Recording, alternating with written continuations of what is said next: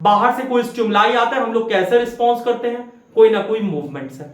Movement control और coordinated होता है हमारी बॉडी में, और ये जो कंट्रोल और कोऑर्डिनेटेड मूवमेंट है हमारी बॉडी में कौन कंट्रोल करता है, नर्वस सिस्टम और endocrine system.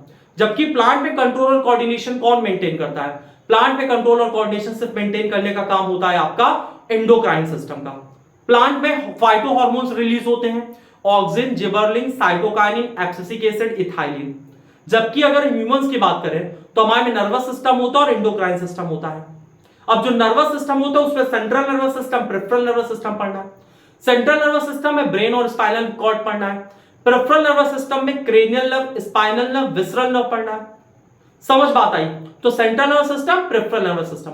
Autonomic nervous system भी थोड़ा सा आपको पढ़ना है, जिसमें सिंपैथिक और पैरासिम्पैथिक नर्वस सिस्टम पढ़ना है। सिंपैथिक नर्वस सिस्टम हमको इमरजेंसी सिचुएशन के लिए तैयार करता है, और पैरासिम्पैथिक नर्वस सिस्टम हमारे बॉडी को काम डाउन करता है।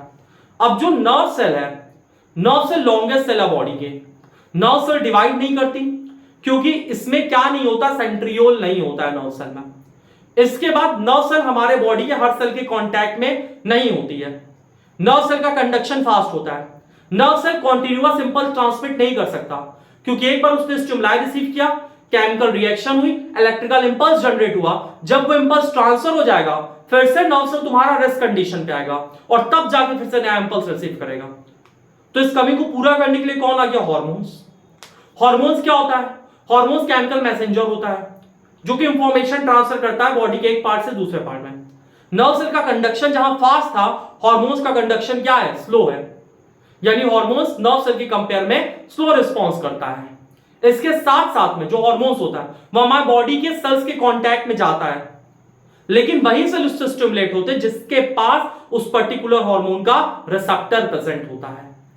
आई होप आपको यहां तक चीजें समझ में आई होंगी। मिलते हैं नेक्स्ट क्लास में, तब तक के लिए जय हिंद।